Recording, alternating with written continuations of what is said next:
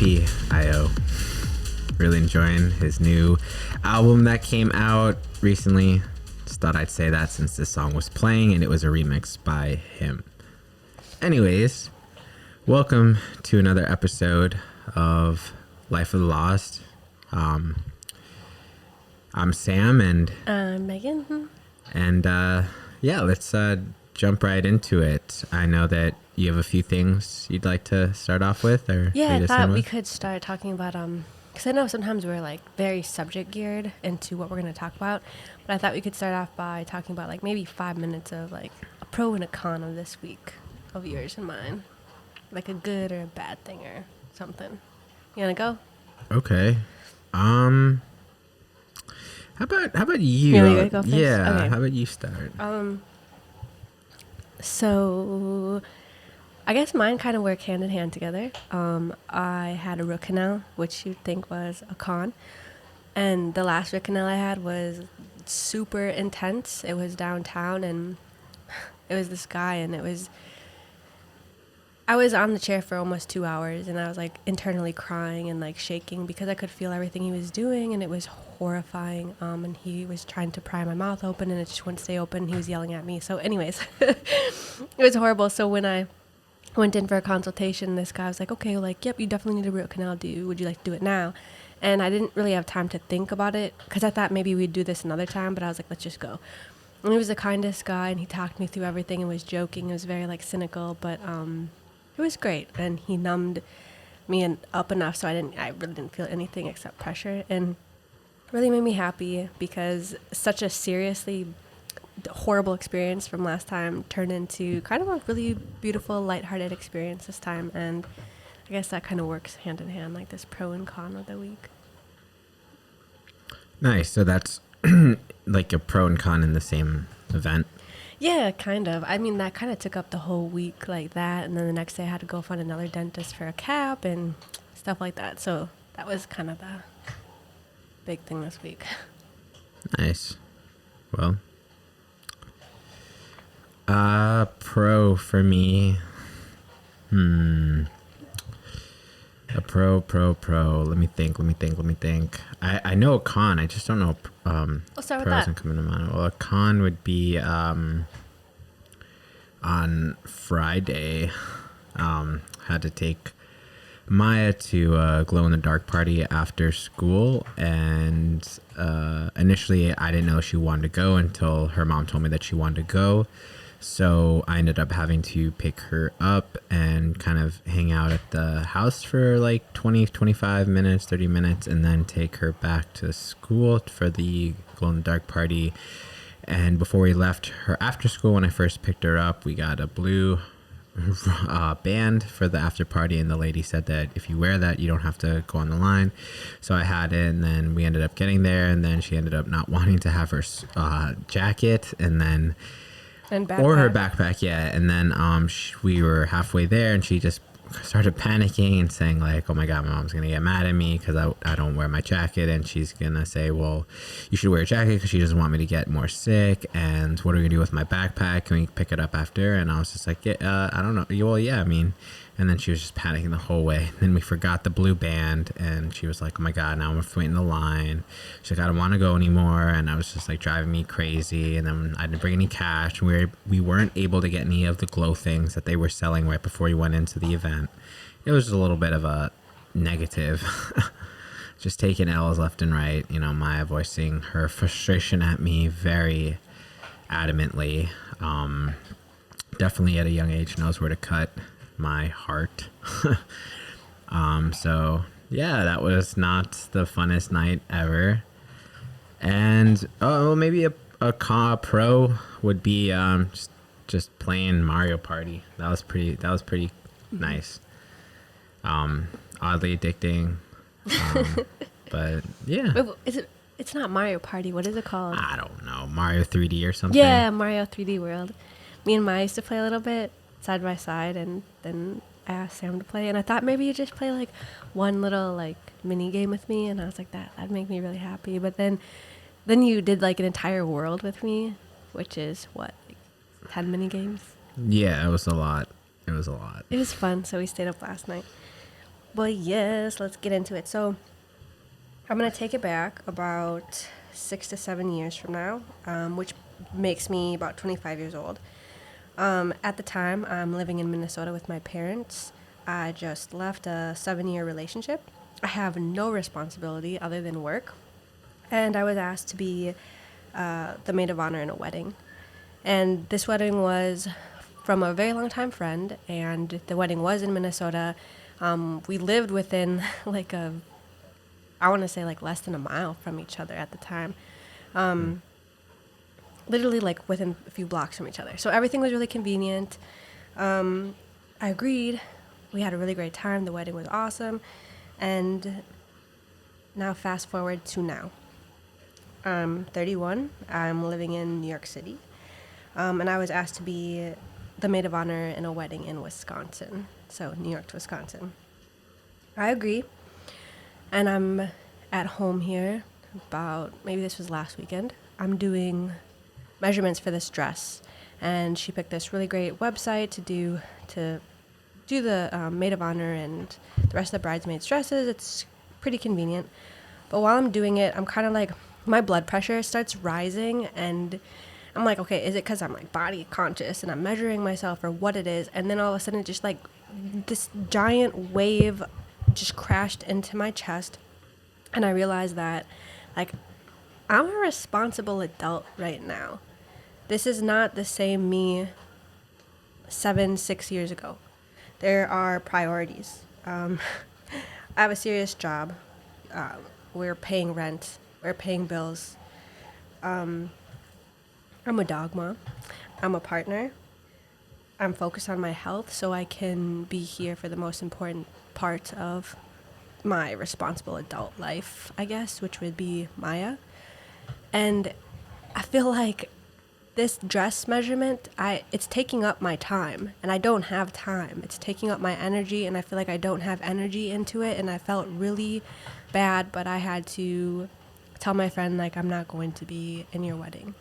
And I was just overcome with this giant amount of guilt. And I guess for once in my life, I have kind of taken a step backwards and thought, well, maybe it's a step forward, right? Because I'm trying to get rid of these feelings of feeling guilty and trying to understand that I'm like, I really need to focus on myself. And I guess in my head, that's super selfish of me because you agreed to something and now you're taking it back.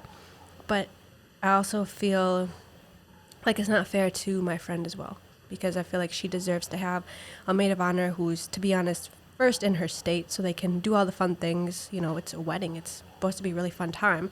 And I want them to be present and just there for them. And I feel like it can't be me. And I know that when I talk to you about it, you're like, yeah, no, just tell them how you feel. But to me, it was like so much more deep than just telling somebody how I felt. It was just like, oh my God, I feel like I'm going to let this person down, like all of this stuff. No. I just told like my truth, and she's like, oh, don't worry. A lot of that, sorry, I didn't mean to be blunt. I just feel like a lot of that is in your head. And, you know, as somebody who cares about you and somebody who isn't going to just tell you what you want to hear and just tell you how it kind of is, that's kind of, I feel like that is something that you've struggled with all your life, is just feeling guilty for how other people might assume they'll take your reactions. Mm-hmm. And I guess for me, it's a little hard to understand, as much as I say I understand, because I feel like a lot of that is like this made up narrative in your head. Mm-hmm. And again, I don't mean to like, it's not like a bias. I don't know. I'm just like, just telling you how it is. Yeah. You know, and I've always, you know, supported you and wanted you to just be the best version of yourself. And so that's why it is I say that. It's just to be more, I don't know. I can't even say like don't care. It's not about being not caring. I don't know how to really describe it. But I think that's okay though too. And I think that I'm kind of coming in this weird crossroads right now where I'm understanding that there are some things that I can't care about. and that it's sorry, Oreo's playing with that toy and it's just so cute. There's something that I just can't care about, and that it's okay to be selfish. And I think that for a very long time I've had a hard time prioritizing myself over anything, and it's a really big problem. And I guess it's weird because like living with you and you're kind of like okay being like, okay, this is what I want to do, like it doesn't matter. And I'm just kind of like over here trying to, okay, but well, like what does this person want to do? And like I'm trying to count for you, but then where does that leave me? That leaves me in a position where I don't get to do what I want to do because I didn't advocate for it. Yeah. And just makes you feel upset because as if you had a conversation with me without me being involved. And I'm just like, all right, cool, I'm going to do this. And you're just like, all right, whatever. And I'm like, what? Because you're, I guess, upset because I didn't hear you out, even though you didn't really voice yourself. And it is like a conversation in my head, and it's not a good one because I feel like in my head, I'm like giving you time to do the things that you might need to do and then kind of expect it back, but without letting you know. And I think it's just these like unsaid expectations that I've had.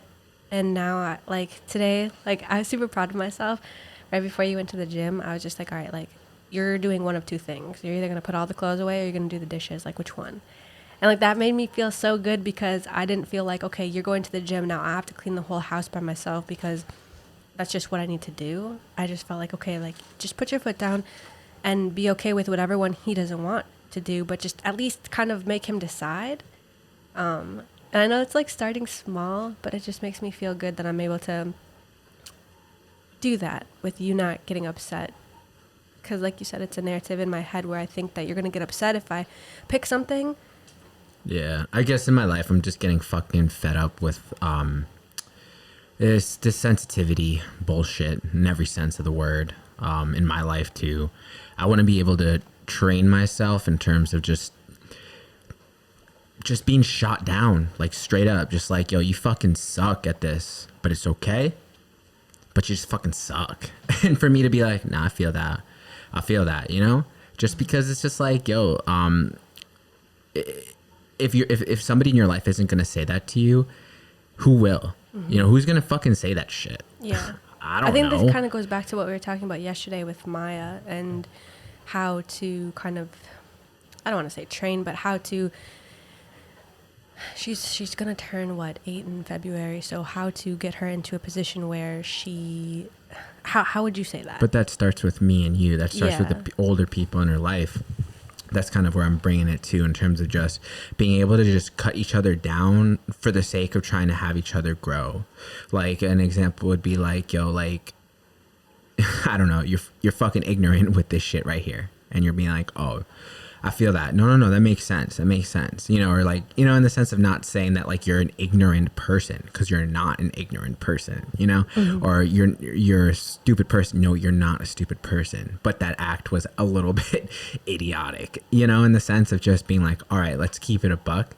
And so we can be able to have these conversations that might be a little hard to have, but to just know that like, what the person is saying is like something that isn't supposed to hit somebody else personally, and more in terms of just trying to understand their weak points instead of like saying, because then what happens is if somebody is feeling like that, then the other person feels as though they're walking on eggshells in a way, trying to get around something that they're wanting to say, but they can't because they know that if they say it, they'll cross a red line and the whole conversation will be dead in the water because somebody's upset then. And when somebody's upset, they can't hear what the other person has to say.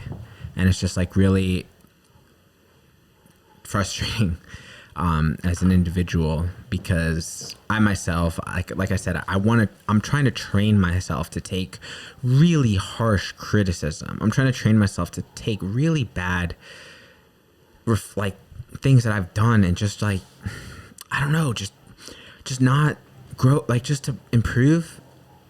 Even that just sounds like silly, but I don't know. I just want to be able to take shots and just like learn how to just, you know, get through them. You know what I mean? Yeah. Yeah. So that's, that's a little bit of where I'm coming from, in terms of trying to. And I'm over here like tiptoeing through this because it's maybe like a little bit easier for you, but and I don't know, sometimes I try to bring it back to you being raised just like an only child, so not necessarily have to do like, but you did have like, you grew up with somebody too who was also adopted, who was your mom's best friend's kid, so you did have to like do a lot of compromising too, but you did a lot of the time put your foot down and say like, this is what I want. And I've never done that my whole life. Just been like, okay, this is what I want. Like, this is what I want to do now. I was never that friend who said like, hey guys, like we're going to go do this at my house. I just followed whatever the hell somebody said. And like, if it ended up here, cool. If it didn't, like kind of makes me feel bad, but like I didn't advocate it for. So I've never done that.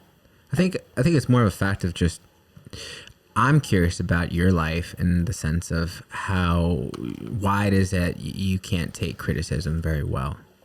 In the sense of when somebody criticizes you, you take it as a criticism on your life or on who you are as a human being, and on the broadest scale of what they're criticizing you for, and where that started from. Where it started from, I think. Like if you, you'd have to look back in your archives because. It's interesting because like I feel like I'm kind of slowly trying to transition out of that, and it's a bummer because I can see that in my brother a lot. So I have actually, this is like kind of weird that we're talking about this because fuck it.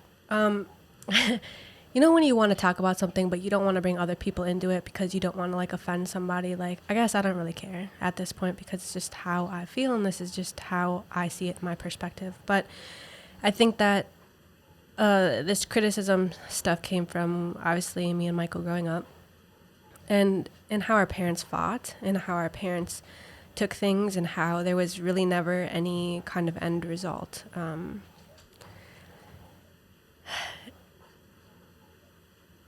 I don't think that my parents are a bad fit for each other. I just think that the communication was never very good when we were kids. So how me and Michael saw them fight was they'd get into these horrible arguments, and usually my dad would leave and he'd go stay with my grandparents for a few days, and then he'd come home, and they got really intense, and we never saw any kind of resolution. We just saw these horrible things being hurled at people, and they were so life-altering that it would uproot a family for a few days, and then everybody'd come back together and pretend like it never happened.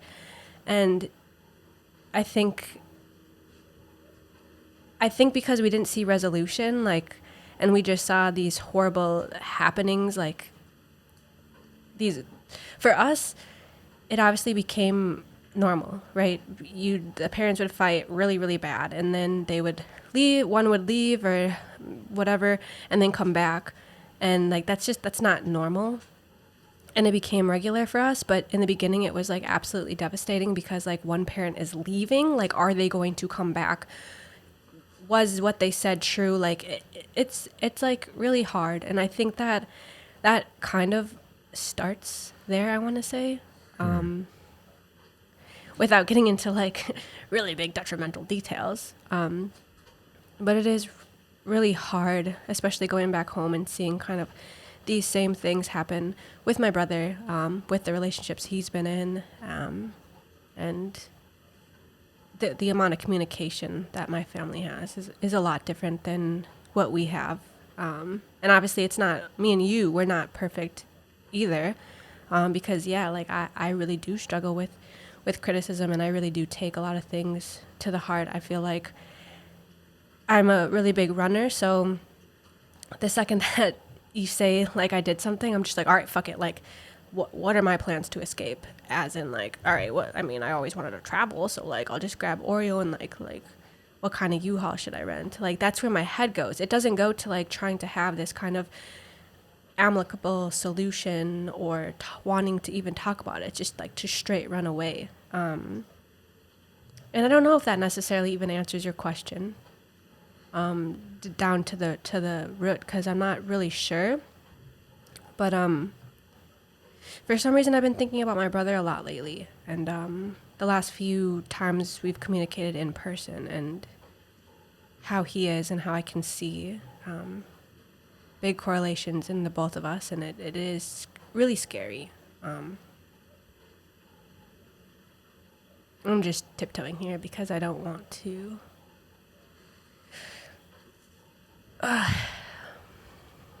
You know what I mean?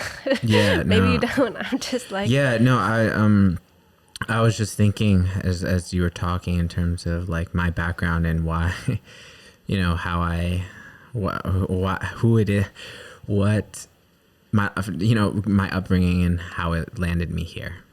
I don't know. And I was just thinking while you were saying it, you know, like how you're, you know, in terms of why I guess maybe I'm able to handle criticism so differently than you are at the moment is, I don't know. I guess I was thinking my mom was, you've seen my mom. She's very critical of me all the time.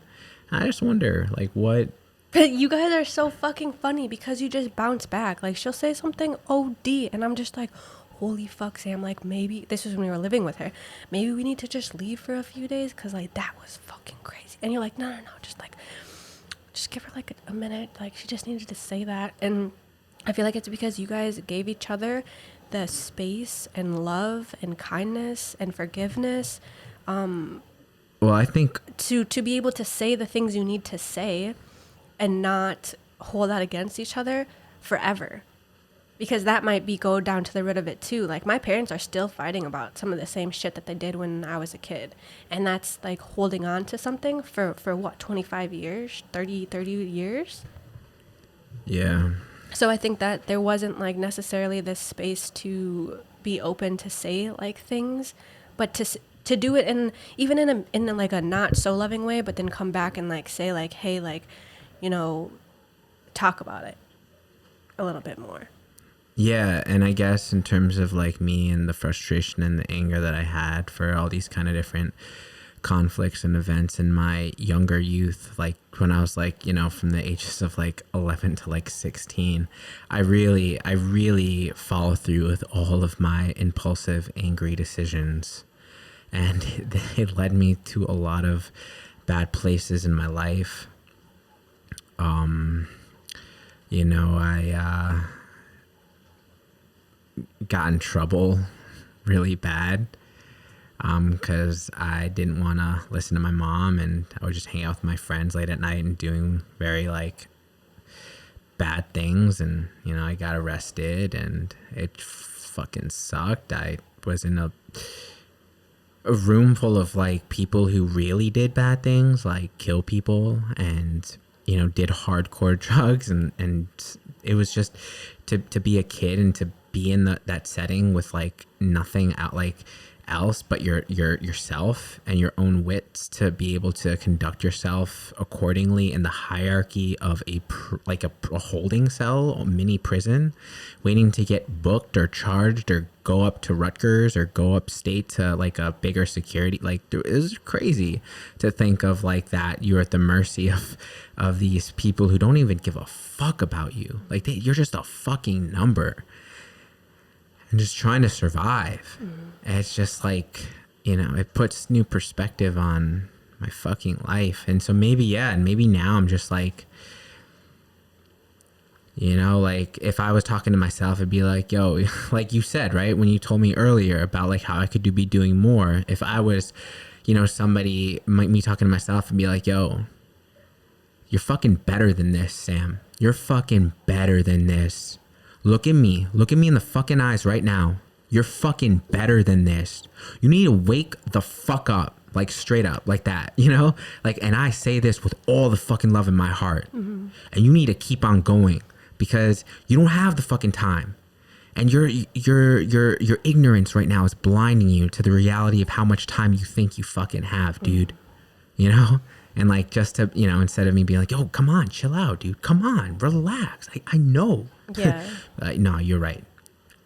Fuck, you're right. Fuck, you know? Yeah. But I think like the nice thing about that is because we kind of had a conversation about this yesterday. So I felt good, not about this, but like about maybe wanting our parents to be different with us as kids, like in a direction, like give us more discipline, I guess.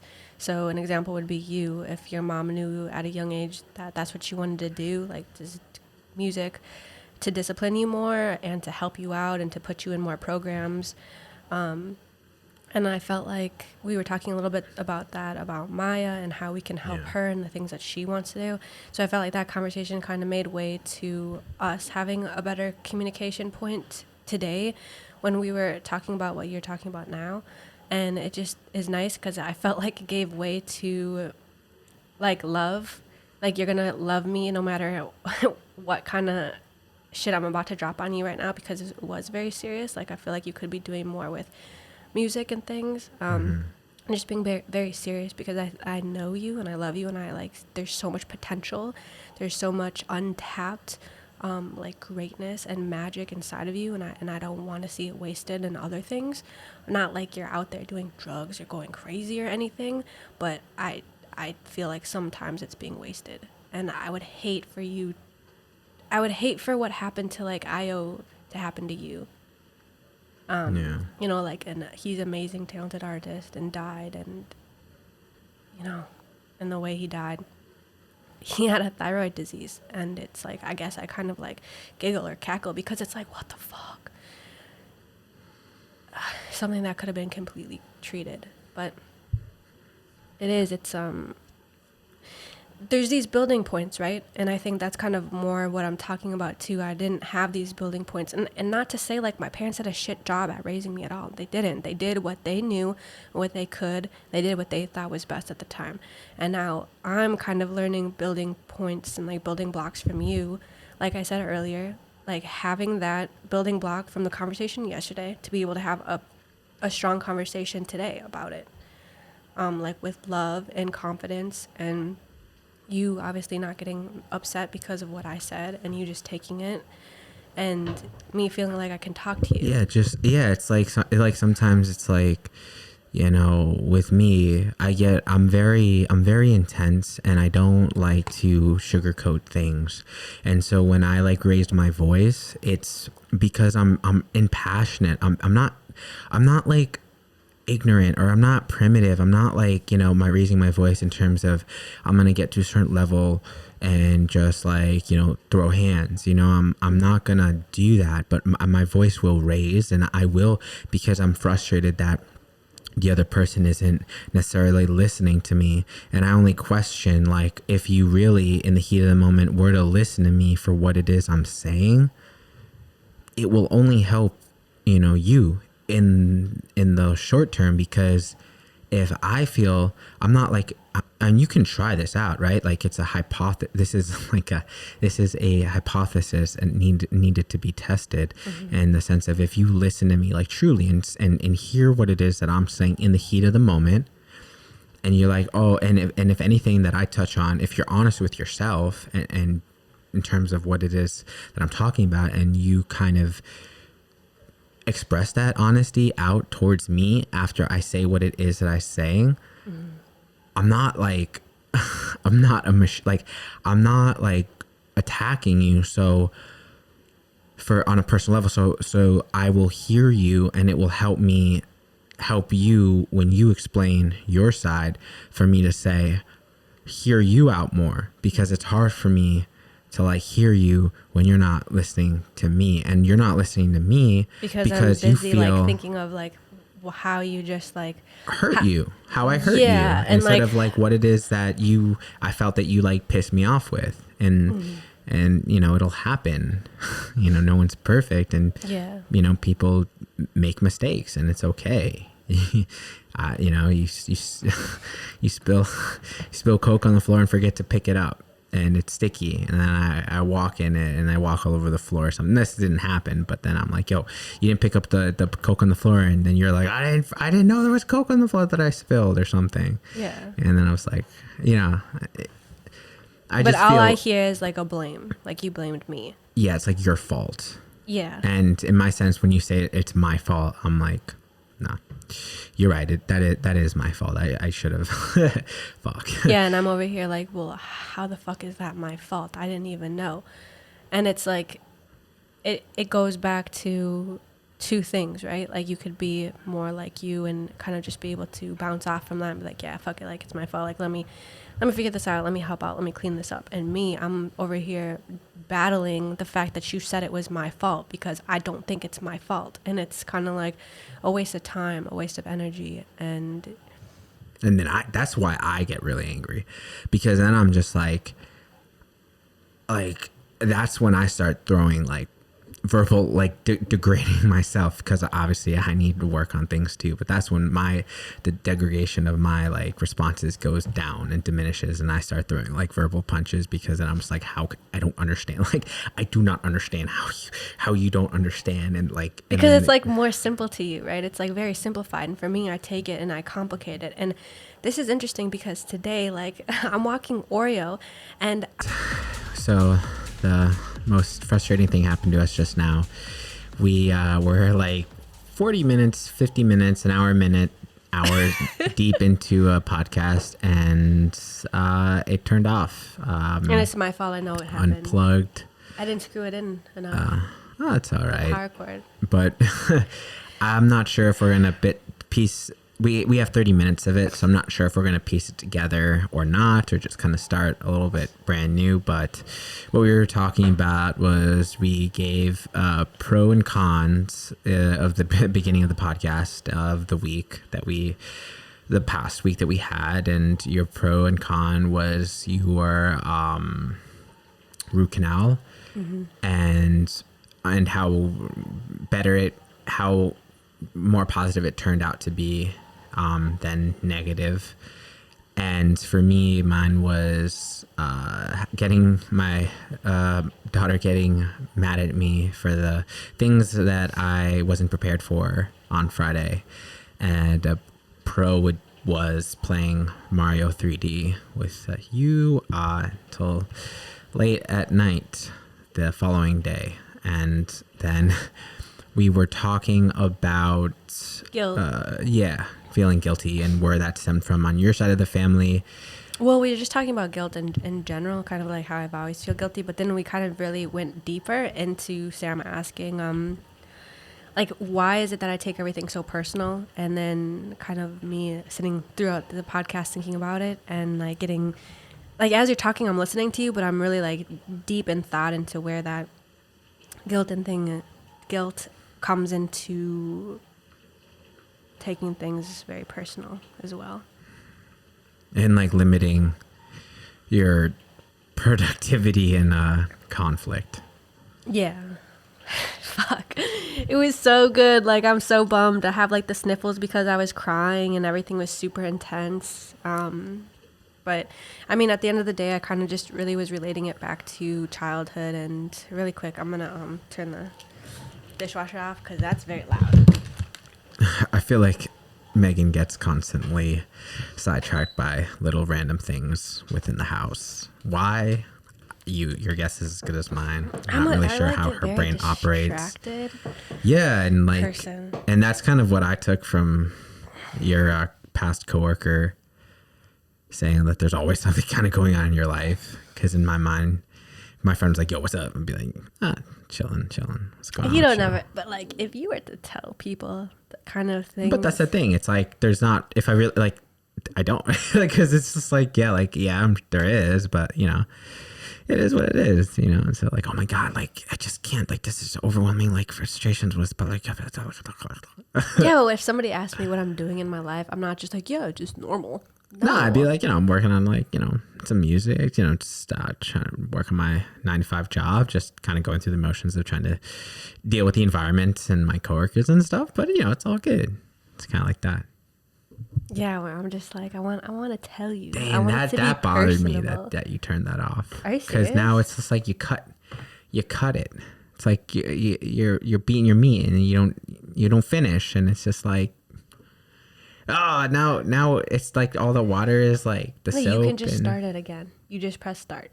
I've done it plenty of times because you've needed the blender, and I learned that you just start it and it redoes everything. I trust you. I've never done it, so I am a the skeptic. Dishwasher. But that's what we're talking about. The dishwasher. Yes. Yes. So where were we? I was talking about the last thing we were talking about. We were talking about just from what I was taking from it is just you are who you kind of hang out with, and I was just emphasizing, me wanting to like mentally become better at handling conflict. I think that's something that really is a mental issue that I really try and focus on, because I feel like a lot more productivity and progress in anything in your life when you're able to kind of talk with somebody and be able to lay out what went wrong, and having both people kind of understanding that it isn't a reflection on who they are as a human being, but just how they acted or what their actions led to in this specific event that caused conflict. And that's kind of like what I tend to kind of focus on a lot in my life. I'm just trying to like think of what we were kind of talking about. Yeah, I know, because you were talking about. I mean, I know. I'm just like, damn, do I go back into that again? It's very emotional. But yeah, I think that your big question to me was like, where is the root of it all? And I was just talking about my parents and how me and Michael were raised, because I do look at my brother and think that, we're very big reflections of each other. We might have different brains completely, but our environment was the same. I'm just 4 years older than him. And I think how we not ended up because we're still here, we're still progressing, we're still moving in life, but how we are as humans and how we battle with conflict and how we're able to handle things, we are pretty similar in that way. And I was just talking about when I go back to Minnesota and I see how he interacts with his partner and with my parents and with other family members and friends, it's interesting because I can relate to that a lot. And it's a lot of pros, but a lot of cons too, and how we're similar in that way. And like I was just telling you that it kind of bothers me that he doesn't see the potential, his potential, because he's like the smartest person I know. And it bums me out because I think he has a lot of regrets in his life as to what profession he chose in college, all the way to his relationships, to where he's living, to how he compares himself to his friends not having that house, that car, the kids, the pet, like everything that you're quote unquote supposed to have by now. And Which is kind of bullshit. Like, I don't know, like people who get, half those people who got married that your brother probably knows are like, I think that's like one of the most stupidest things you could have done, to be quite honest with you. Like, and I'm coming from somebody who had a legit official marriage with somebody, who had a child with this person, and I'm just like, yo, that was a fucking I don't even know who the fuck I was when I was like 24. I still don't fucking know who I was. And the fact that there's these people who are like, yeah, I have a house. I'm like, dude, you're a fucking idiot. No offense. Like, maybe I'm a fucking idiot, but like, what?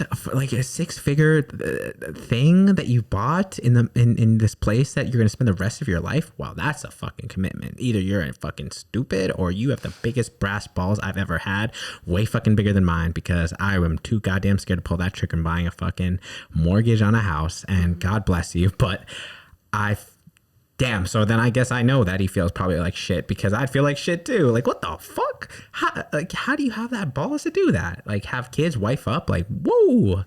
And you're not even like 30? Jeez. Maybe different mentality, but like, sorry, like coming from somebody who grew up in the city. I think definitely it is a different mentality, because in like the suburbs, that's what you do. Yeah. Everybody has the same fucking house. Like, it's like everything's. Apparently from a young age. Yeah, I mean, everybody.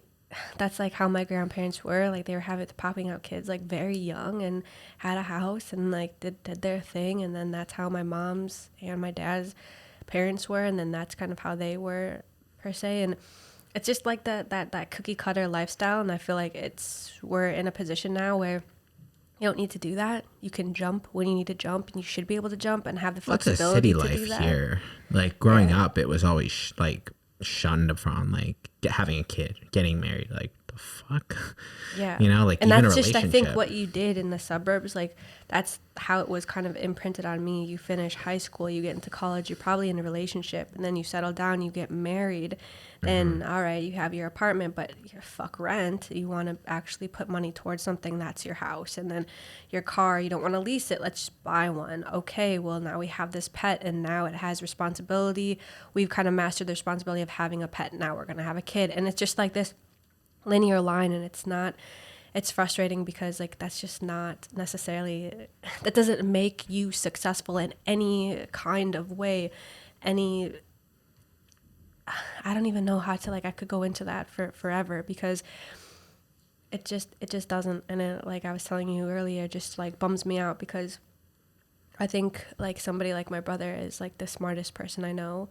Like you and my brother are the two smartest people I know, and it hurts to see that he's kind of in a position where, I guess I'll just say this, like sometimes when I was his age, I would wake up and I didn't feel like I had a purpose. So I just didn't, I woke up and I went to work, and then I went to work and I came home and I had a nap, and then I had dinner, I watched TV, and I went to sleep, and I did that every single day until the weekend. And the weekend, maybe I'd sleep in and like fuck around and go to I don't know, some stores, then have a beer, just drink a little bit, be a little hungover, do it again the next day, like Friday, Saturday, then start work again. And it really wasn't any kind of way to live because I felt like I had no structure. I had no discipline. I had no kind of, I knew what I wanted, but I didn't do it. And I think that was a big kicker for me, was moving to New York City, where you're surrounded with people who actually know what they're doing, or not necessarily even know what they're doing, but know that they are here with a bigger purpose. There's more, you walk outside and there's a lot more push to do something, to be something. And you can easily get stuck in a dark room in Minnesota and just kind of sit there and think, have a lot of time to think. And here, like I maybe you can here too, but I don't see that happening for me as much. And yeah, I feel kind of drained right now. No, I completely understand. Trying to hype myself up, but It's hard. It's hard. You have a long conversation and it doesn't get recorded. But yeah, I just it's been it's been a pretty intense week. A lot of exhaustion and but just happy that yesterday was pretty chill and today is pretty chill as well. I am really trying to do a lot better this week. All that stuff that you were telling me earlier, and that's accumulating in my mind in terms of just my productivity level. I feel it can be a lot better, and I'm very excited and anxious to start Monday. Because like you, how you were saying earlier, I really want to start waking up early, and being able to do what I gotta do, because it's really important to me, and I feel like the better I get at it, the happier I'll feel. Mm-hmm. And it the smoother starts somewhere everything. too. Like it was interesting going back to Minnesota the last time, and I got there. It was cool. I was there for 2 reasons. My cousin was finally having kind of like a funeral, more or less.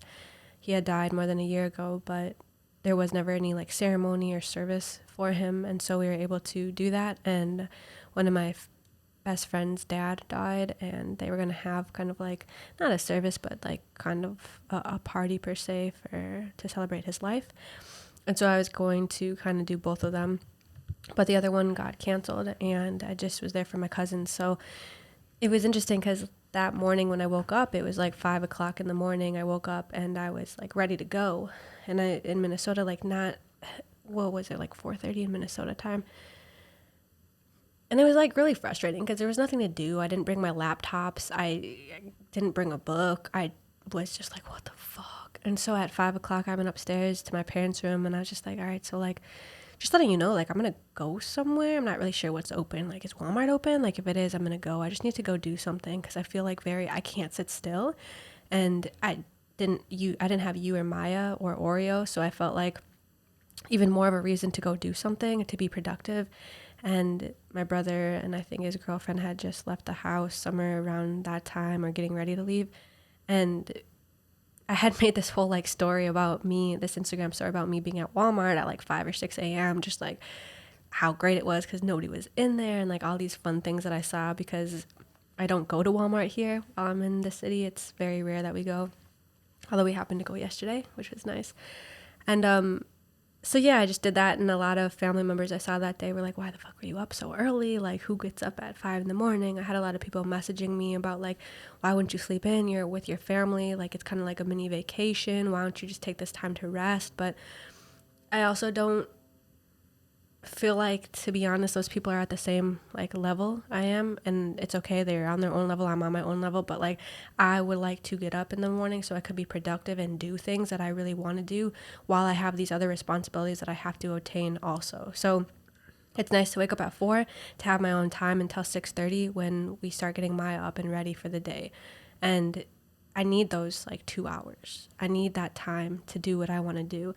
And then it just pushes me to do other things. And I think that maybe other people are okay living that 9 to 5 and going home and having a drink and whatever, having your dinner and like watching TV. But I don't really like doing that. And so it's kind of nice when we're both on the same page, not doing that, doing something else, pushing harder. And I guess, yeah, it was, to be honest, like kind of annoying when people are like, well, I don't really understand, like, why you wake up that early? Well, because like I feel like I don't have a purpose when I don't do that. So somebody like my brother, I could be fucking completely wrong. Like, I mean no disrespect by saying this, but this is how I see it. He wakes up in the morning and he goes to work and he comes home at like a pretty early time because he gets up early and goes out and he naps for a few hours, or he's on his phone for a few hours and he waits for his girlfriend to come home. Then they like chill and have dinner and watch TV and they do it again for the whole week. Like, that just like brings another level of anxiety and depression into my soul thinking about that, because you're not doing anything. What the fuck are you doing? Like, she reads and like knits or crochets. Like, what the fuck are you guys doing?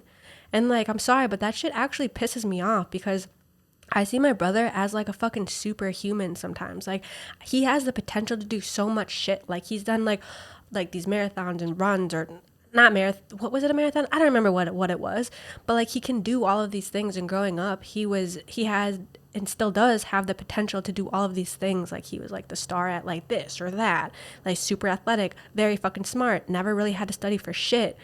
And it's just like sometimes I see him and I don't know if it's like his partner, I don't know if it's his friends who surround him, but I just see like this wasted potential.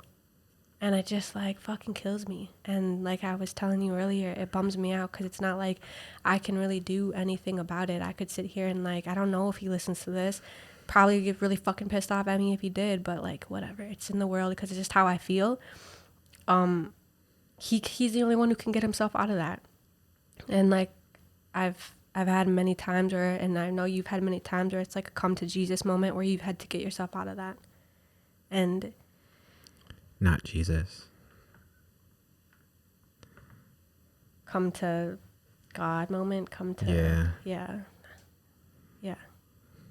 Not a religious person, so that's like very, it's interesting because what I like in I always had that question, who's Jesus and who's God, not to get into like this religious talk, but like my family would always say they're the same people. That's why I said that. Jesus is like Moses. They were just individuals who were touched by God. They weren't God themselves. But I'm just like saying, yeah, like that. Neither here nor there for me. Yeah, but I think that's something that that's something that I think you lack too, which is just that you've hit hard times, but have you hit hard times? Have you hit hard enough times? Like, Not saying that I really have hit hard times, but like, you know, I don't know. I've definitely hit my reality where, you know, I've gotten fucked up and in the hospital, like the emergency room fucked up. You know, I've almost died. You know, like that shit fucking, you think you have a come to a higher power moment? You ever said your last piece and legitimately thought that was it? That was fucking it? You're gone. You're gone. No one's ever going to know where the hell you died. No one's ever going to know your last story, your last breath. No one's going to know nothing. And it's going to hurt. And it's not going to be easy. And the last thing on your mind is fucking forgiveness. That was the one thing I was thinking about. Just like, God, just take care of the people that I love. Please, just take care of them. Please. Is this when you got beat up? No, this is when I was about to die in North Carolina in the fucking wilderness. Literally, there were fucking diamondback snakes everywhere. One fucking bite, I would have been dead. I can't even...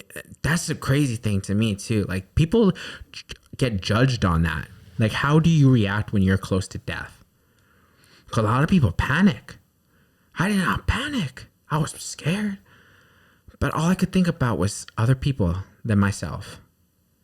And that, being able to escape that gave me a new meaning to the word empathy. That gave me a new meaning to the word sacrifice, for whatever it's worth. Whether I am utilize that feeling now, the reality is the longer I get from that, the weaker I forget what that felt like.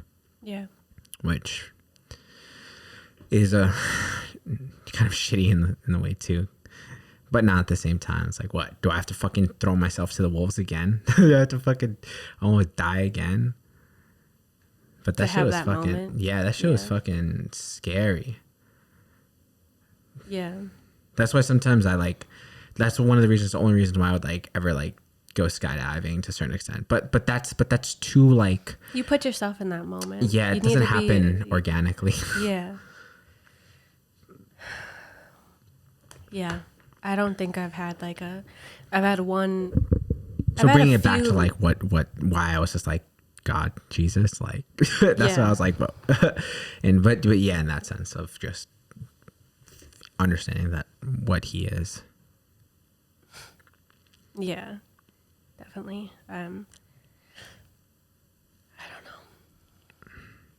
It's like sometimes like talking to a fucking wall, you know, like you have all of these ideas and you have all of these like feelings, you know, and like you could tell somebody like how amazing they are or how you think they could do A, B, and C or how they would be great at A, B, and C, but like you can't, the age-old thing, you know, you can lead a horse to the water, but you can't make him drink. And it fucking sucks, you know, seeing things like that. And I always saw that in my mom too.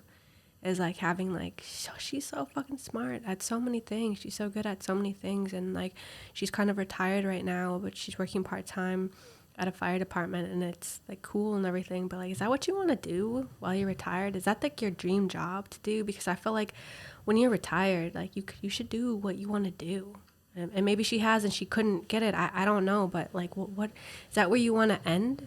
Is that where you want to die? Like working for a fire department? Like, sure, she doesn't. Sure, nobody does. But it just like kills me sometimes when people like you see that and it's like, damn, I don't know. Is that what you want? Because if it is, then like I'm happy for you. But if it's not, and like you feel like you could do more, then like, fuck, why aren't you doing it? Why aren't you doing this? Like, you know. That's half the battle, right? Trying, because even if you try, there's no guarantee that you'll get there. Yeah. That's the moral of Fight Club. Mm-hmm. That's why everyone was upset.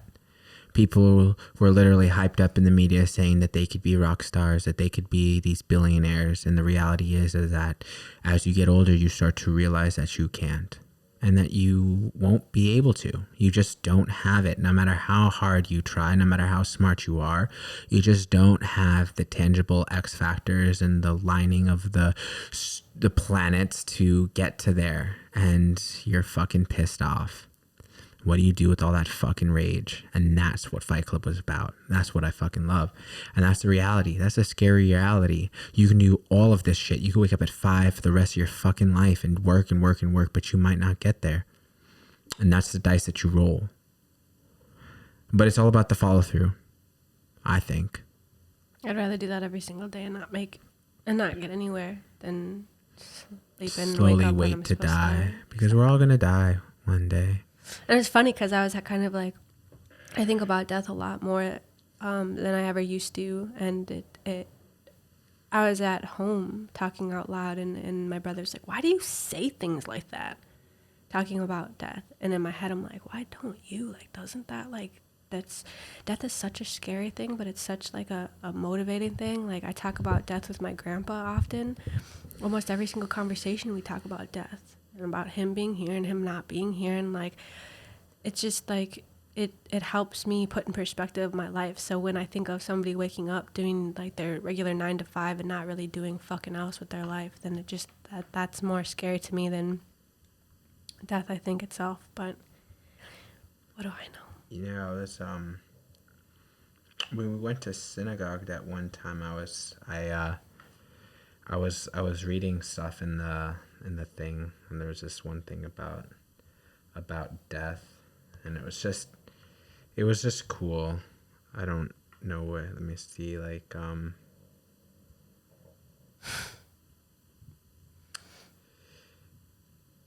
I just have like I just took this one thing. Like does a passage that I showed you, which is like really it touched me. It was like a man doesn't have time in his life to have time for everything. He doesn't have seasons enough to have a season for every purpose.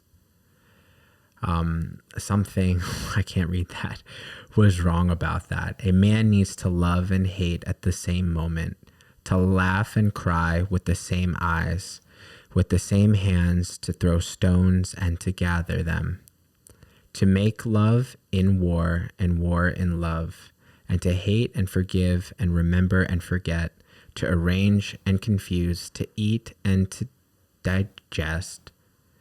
What history takes years and years to do. A man doesn't have time. When he loses, he seeks. When he finds, he forgets. When he forgets, he loves. When he loves, he begins to forget. And the soul is seasoned. His soul is very professional. Only his body remains forever and amateur. It tries and it misses, gets muddled, doesn't learn a thing, drunk and blind in its pleasures and its pains. He will die as figs die in the autumn, shriveled and full of himself and sweet, the leaves growing dry and the ground on the bare branches already pointing to the place where there's time for everything. Boom! I thought that was really cool.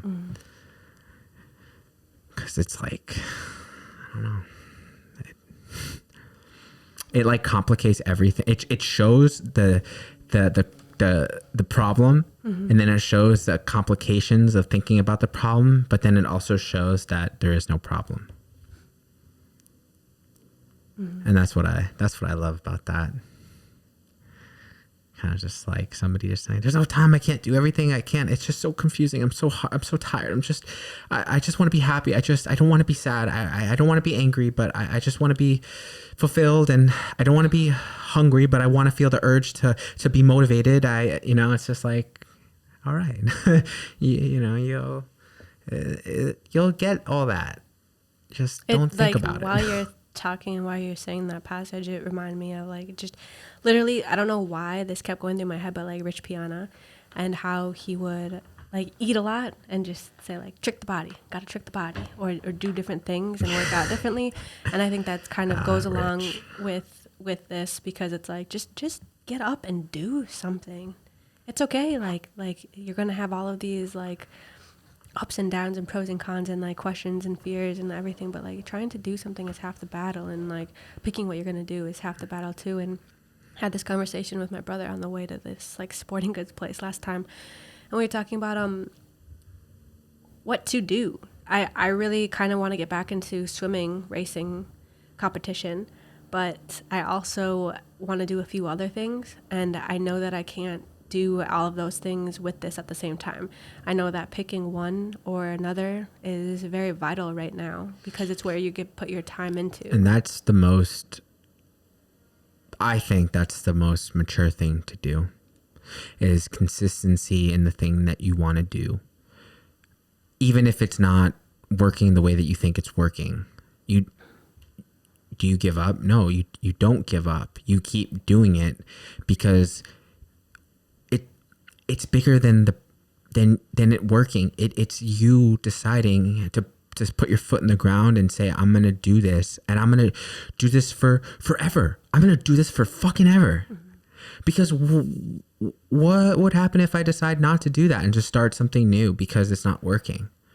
Am I starting something new because it's not working, or am I starting something new because I don't want to do it? And if I don't want to do it, why don't I want to do it? It's because it's not working? Yeah, because it's not as easy as I thought it was. Yeah, and that's kind of, I think that's the worst thing to do, is just to start something new, or to just do too many things. And it's hard to kind of pinpoint exactly what it is that you're going to do. Yeah, I mean, especially if you're good at like a few different things, or if you do like have a taste in a lot of different things, you know, deciding what to do is kind of a battle in itself. I think it's just sticking with what you want to do, not deciding what you want to do. If you're good at like art, why not just continue it? Why not continue doing that thing?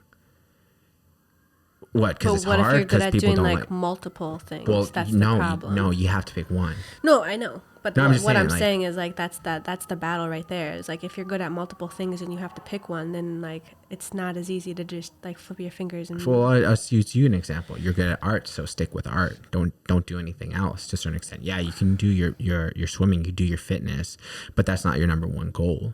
Whenever you have a chance. But then that kind of leads to this sometimes, right? Because then like I could be doing my art right now, but now this is like an hour and a half into this, and now I have to go edit this, and then I'm not going to have time to do art because then there's the game, and there's like all of these things. So it's like that's where it gets complicated, because then you're doing it's two. Sorry, things. It's like two things. Like I think doing like two things is like better than like doing like, once it gets to like three things, I think that's like a little like bigger in the sense.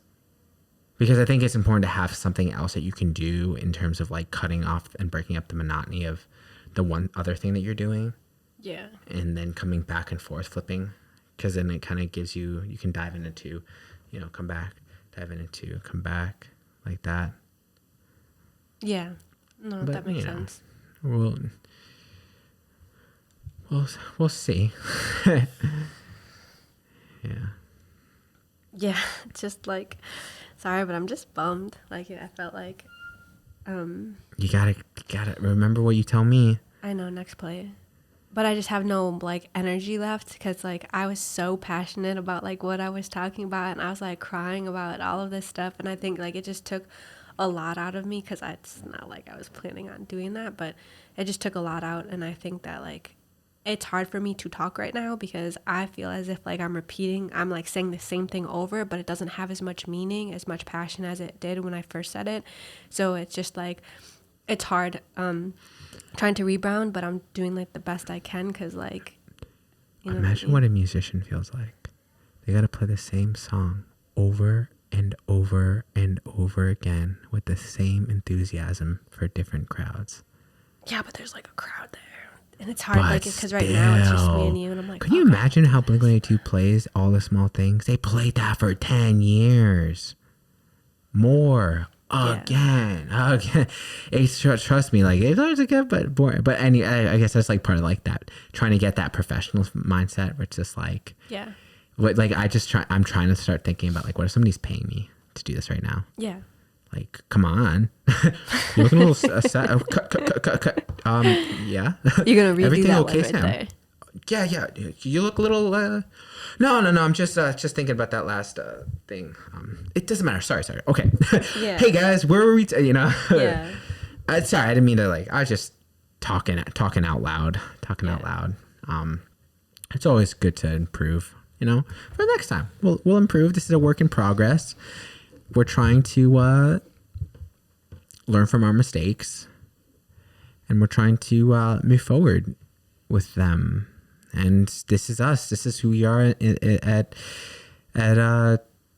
in the raw, you know, no curtains shrouding any aspect of our personalities. At one point, maybe that was the case with us, but now I'm trying to speak as freely as I can and as I want to. I am who I am, and God forbid, like I remember for like the first 20 episodes, I just tried to refrain from talking about my family at all, and certain people, like friends or anything. And like, I guess I had this moment yesterday that I don't know what I was listening to, but it was I think a speech from somebody who so right, it was a movie from this person who was dying. And he said, like, you know, if you're hearing this right now, it's like, because I'm gone and I just want you to be A, B, and C and like do better and all of this stuff. And it's a bummer because the actor actually killed himself in real life. And I don't think that, going back to kind of death, I don't think we prioritize that as much as we should and think about that as much as we should. And like, I don't know, like I said earlier, my brother could be really fucking pissed off that I'm having a conversation about any of this, or my family. I don't even know what made it on the last podcast, if we're going to put that out, but I was pretty much talking about how me and Michael were raised and how my mom and dad, like when they fought, a lot of the time, my dad would leave for a few days, and it was really detrimental to me and my brother because we weren't sure. You know, the communication wasn't there. We didn't know what was going on. We didn't know if dad's gone forever. We didn't know, and it became a normal thing, and that's not a good thing. That's not good communication. That's not good parenting at a core. That's not good a way for us to build, for us to learn how to have fights with our significant others, for us to learn on that. And like, these aren't positive things, and I'm not shitting on my parents for raising us poorly. They did what they could with the building blocks that they had. So each generation, you just hope that you just keep getting better and you could just keep learning and you just keep pushing. But just going back to kind of like, I don't want to say not giving a fuck, but also just feeling as if what I say right now is just the honest truth and how I feel. And if somebody wants to take it any kind of way, then that's all right. Like, I feel good about what I said because it's like coming from my heart, and it's just, I'll just put it this way. Damn, that was going to be too deep. I'm too scared now. After I was just preaching this. Sometimes we hear things in life. Sometimes we see a quote. And I'll put myself in an example. When I was younger, there's this thing called Breezy. I used to work for this place called City Pages, and it was a magazine in Minneapolis, and it was kind of the to-dos, like the events coming up this week, and it had all these cool artists and all of these things. And in the back, there was a section of horoscopes by this man named Breezy. And after I left that job, I still looked at his website and the horoscopes, and I would somehow kind of relate it to the relationship I was in at the time. And every time I read it, it was pretty much saying, leave, flee, you can do better. And it was a bummer because I took it the way I heard it. And that could have been pertaining to anything, like a job, like maybe a roommate, or maybe like school, or maybe that could have been geared at anything. But I took it in the way I heard it because I knew that pertained to me and the relationship I was in, because I was not meant to be there. I should not have stayed as long as I did, and the potential for myself to grow was completely and utterly limited. And that's what I heard when I read his things. So when I talk, and if other people take it offensively or think like, oh my God, is she talking about me? Or maybe like, oh my God, I'm offended. Like, you're taking it how you're hearing it. And if you think that, maybe I am. Maybe I am saying that. But for the most part, I'm just trying to be super blunt and saying it exactly how I feel, but without saying exactly how I feel. And I know how fucked up and complicated that is to an extent. But I'll get there. Yeah, until you just say how you feel. And then that's it. And yeah, I think Is the game about to be on? Yeah, I mean it is gonna be on soon, but I think that it was I think that it was this was a good rebound from the first podcast we did literally right before this, but it got cut off. And yeah, I'd like to maybe start, having more informative, like cool topics too to talk about, just like any other, like, things that are on our mind. I think it'd be really cool. Like the Fight Club thing. That was pretty cool. I don't know. I liked it. But let's wrap it up because we got stuff to do. Yeah. So, with that being said, guys, thank you for bearing with us. Thank you if you're listening this long, we really appreciate you and know that, really grateful, and hope you have a great rest of your day, whichever day you're listening to. All right. So take care. Peace.